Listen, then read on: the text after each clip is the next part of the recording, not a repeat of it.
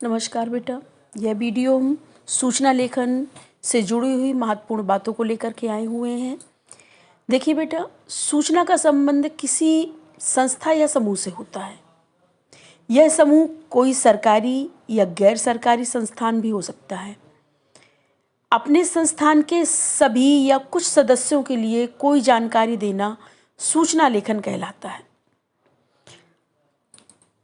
सूचना लेखन से जुड़ी हुई कुछ महत्वपूर्ण बातें हैं। अधिकांशतः देखते हैं कि कार्यालयों में, विद्यालयों में, सामाजिक संस्थाओं में, अस्पतालों में आदि जगह पर सूचना लेखन का प्रयोग किया जाता है, जहाँ पर सूचना जो होता है वो लिखित रूप में होती है, जहाँ पर सदस्यों से या जनता से लिखित रूप में सीधे संवाद नहीं स्थापित होता है।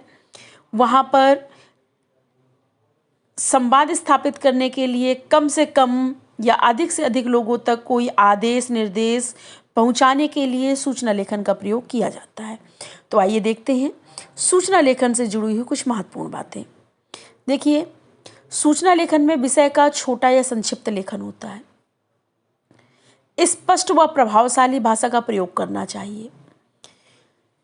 साधारण व सीमित शब्दों में जरूरी सूचना देने का प्रयास करना चाहिए। इसके अलावा औपचारिक भाषा का प्रयोग करना चाहिए। जैसे आप पत्र लेखन में औपचारिक भाषा का प्रयोग करते हैं, वैसे सूचना लेखन में भी औपचारिकता पूरी करनी चाहिए। सूचना लेखन सामान्यतः 30 से 40 शब्दों में लिखा जाता है। पूरी सूचना सीमा रेखा के अंदर ही होनी चाहिए। सबसे ऊपर संस्था, कार्यालय, अस्पताल या विद्यालय का नाम होना चाहिए। जिस संस्था के लिए आप सूचना लिख रहे हो उसका नाम होना चाहिए। उसके ठीक नीचे सूचना शब्द और उसके नीचे सूचना का विषय होना चाहिए। जैसा कि आपको एग्जाम्पल स्वरूप इस वीडियो में दिखाया गया है।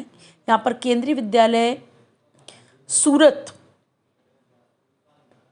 विद्यालय का पता दिया हुआ है, उसके ठीक नीचे सूचना लिखा हुआ है। उसके बाद में आपके सूचना का विषय है। यह सूचना वाद विवाद प्रतियोगिता पर आधारित है। उसके बाद दिनांक आएगा। दिनांक बाईं ओर ही आएगा, इस बात का भी ध्यान रखना है आपको।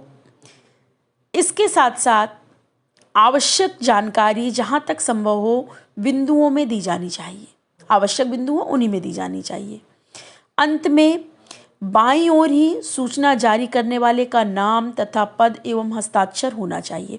देखिए, आपके पत्र का पूरा फॉर्मेट भी बाईं ओर ही जाता है और सूचना लेखन का फॉर्मेट भी पूरा बाईं ओर ही जा रहा है। इस बात पर विशेष ध्यान दीजिएगा। हाँ, एक बात और है जो कि बहुत ही आवश्यक है सूचना लेखन के लिए। देखिए बेटा, सूचना अन्य पुरुष में लिखी जाती है।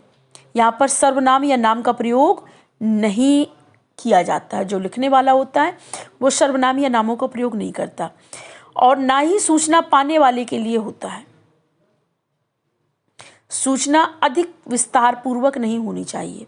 सूचना संक्षिप्त ही होनी चाहिए।